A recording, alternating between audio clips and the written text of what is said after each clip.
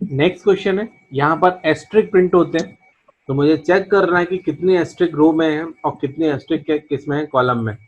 तो मुझे यहाँ पर देखना चाहिए, तो देखो नंबर ऑफ जो एस्ट्रिक है रो वाइज वो 5 है, और नंबर ऑफ एस्ट्रिक है वो कॉलम वाइज भी वो कितना है, 5। तो मुझे जो आई की वैल्यू जो पुट करनी चाहिए वो पुट करना चाहिए 1 से लेकर 5 तक, या फिर मैं 5 से लेकर 1 तक भी पुट कर सकता था। और जे की वैल्यू जो होगी वो होगी कितना, 1 से लेकर कहाँ तक, 5 तक। और जितनी बार भी ये लूप एग्जीक्यूट होता होगा, क्या प्रिंट करता होगा, वैल्यू ऑफ एस्ट्रिक प्रिंट करता होगा।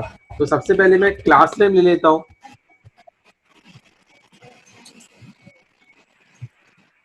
तो सबसे पहले मैं यहाँ पर क्लास नेम लेता हूँ, तो क्लास नेम मैंने पैटर्न 3 लिया हुआ है। ये हो जाएगा पब्लिक स्टैटिक वॉइड और मेन। देखो कुछ भी इनपुट नहीं होगा क्योंकि ऑलरेडी नंबर ऑफ रो और नंबर ऑफ कॉलम फिक्स्ड होगा। तो सबसे पहले मैं आउटर लूप वर्क करता हूँ, तो इंटीजर आई इक्वल टू, तो देखो 1 से लेकर कहाँ तक, I is less than equal to कहाँ तक, 5 तक लिखना है। आई ये प्लस प्लस हो जाता होगा। देखो number of column he fixed है, हर एक कॉलम में कितने एलिमेंट्स हैं, 5, तो 1 फिर 2 फिर 3 4 और कितना इधर 5। तो फिक्स्ड है, तो फिक्स्ड के लिए मैं यहाँ पर इंटीजर j इक्वल टू 1 से लेकर कितना लेता हूँ, 5 तक। तो j is less than equal to कितना, 5, और j यहाँ पर क्या हो जाता होगा, प्लस प्लस। तो जितनी बार भी ये इनर लूप एग्जीक्यूट होता होगा, क्या प्रिंट करता होगा, वैल्यू ऑफ एस्ट्रिक। तो वैल्यू ऑफ एस्ट्रिक को तुम्हें सिंगल कोट्स में भी प्रिंट करोगे तो भी आंसर आ जाएगा, और अगर डबल कोट्स में भी लिख दोगे तो भी आंसर आएगा। यानी कि एज अ स्ट्रिंग भी ले सकते हैं और एज अ कैरेक्टर भी ले सकते हैं। तो जैसे ही यहाँ पर इनर लूप फॉल्स हो जाता होगा, तो मुझे क्या करना है, लाइन को चेंज करना चाहिए। तो लाइन को चेंज करने के लिए मैं एलन का यूज करूंगा। तो देखो एक बार इसको मैं एग्जीक्यूशन तुम्हें करके बता देता हूँ। ये जो ऊपर जो लूप लगाया हुआ है आई लूप, इसको हम आउटर लूप बोलते हैं, और ये जो अंदर जो लूप लगाया हुआ है यानी कि जे लूप जो लूप है, इसको हम इनर लूप बोलते होंगे। तो आउटर लूप की वैल्यू पूरे इनर लूप के लिए क्या रहती है, कॉमन रहती है, और इनर लूप आउटर लूप की वैल्यू पे क्या करता होगा, डिपेंड करता होगा। तो ये जो पार्ट लिखा हुआ है, इतना जो पार्ट है, ये पूरा आउटर लूप की बॉडी में आएगा, और ये जो अंदर जो जे लूप लगा हुआ है, ये क्या किस में आएगा, इनर लूप में आता होगा। तो सबसे पहले मैं यहाँ पर आई की वैल्यू यहाँ पर 1 है, 1 is less than equal to 5, condition true है। तो जैसे ये कंडीशन ट्रू होती है तो इनर लूप एग्जीक्यूट होगा, और उस पूरे इनर लूप की आई की वैल्यू कितनी हो जाएगी, यहाँ पर 1 हो जाती होगी। तो देखो j equal to 1, 1 is less than equal to 5, condition true है। तो जैसे यहाँ पे कंडीशन ट्रू है तो एक एस्ट्रिक यहाँ पर क्या होता होगा, प्रिंट होता होगा, यानी कि फर्स्ट एस्ट्रिक प्रिंट होता है।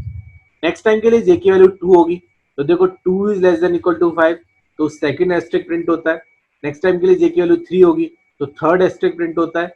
नेक्स्ट टाइम के लिए j की वैल्यू 4 होगी, तो फोर्थ एस्ट्रिक प्रिंट होता है।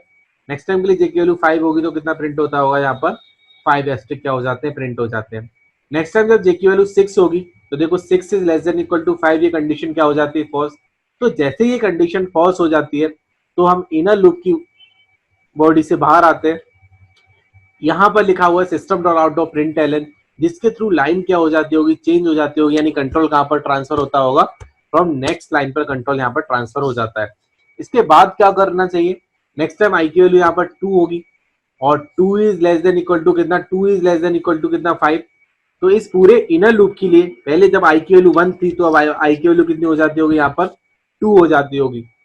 तो फिर अब मैं इनर लूप को वर्क करूंगा, देखो 1 से लेकर कहाँ तक, 5 तक, कितने number of times, 5 number of times, और 5 नंबर ऑफ टाइम्स क्या क्या प्रिंट करता होगा, ये एस्ट्रिक प्रिंट करता होगा।